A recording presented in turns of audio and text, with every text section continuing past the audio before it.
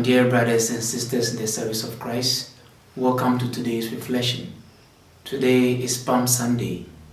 The readings of today highlight the song of the suffering servant and Jesus' entry into Jerusalem and was welcomed by a joyous crowd, and true to his suffering, crucifixion and exaltation. Our first reading is taken from the book of Prophet Isaiah, chapter 50, verse 4 to 7. Our second reading is taken from St. Paul's letter to the Philippians, chapter 2, verse 6 to 11.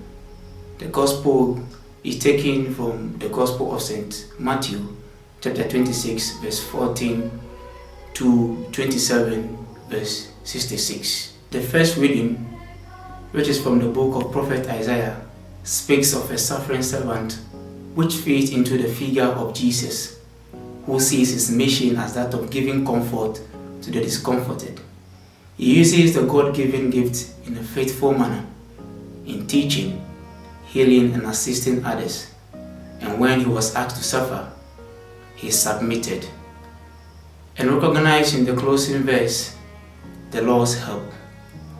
The responsorial psalm is about the lament of an innocent person who feels totally forsaken by God and mocked in the midst of his suffering, but felt later the Lord's providence and was ensured that his suffering will not be in vain, but to be beneficial to all nations. In the second reading, which you have heard from St. Paul's letter to the Philippians, speaks about Jesus Christ accepting everything on his way, even to the point of death on the cross. And this brought about his glorification, which God directed all creatures to worship him. Our Gospel talks about the passion narratives, which present the ultimate humbling of Jesus and his willing sacrifice for us, which resulted in his crucifixion and death. The pain and agony of mind which Jesus Christ went through was so intense that his sweat became drops of blood. He felt isolated and lonely when his friends deserted him, and this was nothing compared to that of the Father which he felt when he said, my God, why have you abandoned me?" My dear brothers and sisters in the service of Christ, today being Pam Sunday, there are so many lessons which we can draw from this reading.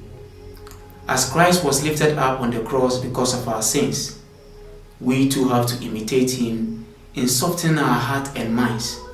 We have to humble ourselves. We have to empty ourselves and accept suffering as we serve God, and always bear in mind the Lord's help. As we have heard in the second reading, we are also called to join all creatures in worshiping and proclaiming Jesus' Lordship to all the ends of the world through our deeds as Christians. The passion narrative, which we have heard in the Gospel, is often read and seen as a drama or a story. Yes, it is a story. It is the story of our salvation, and much more a story of our lives. Because this narrative defines us and our ways of life. It will be a mistake to think that a group of Jews rejected and crucified Jesus.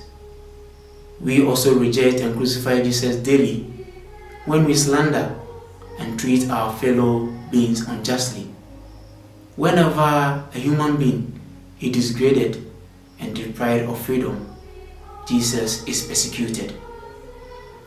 The figure of Peter, which you have heard in the passion narrative, is also present in us. We often deny and desert our loved ones when challenges before them. Likewise, the figure of Judas is also present in us. We help in the crucifixion of Jesus by selling him out. Judas saw Jesus with intentions of compelling him to act the way he wanted, because he did not accept him as he was. He knew Jesus to be a divine leader, so he thought selling him out, Jesus would prove that He is indeed a divine leader. My dear brothers and sisters, we cannot change Jesus. Likewise, our purpose is for Him, but rather He can change us. Hence, we have to be submissive to Him. As we commence this Holy Week, which is the most sacred moment of the Lord's liturgical calendar, let us ask ourselves, is the figure of Peter in me? Is the figure of Judas in me? Is the figure of Jesus in me? Let us take this opportunity to soften our heart, humble ourselves, and accept God's will in our lives. Have a blessed and fruitful Pam Sunday.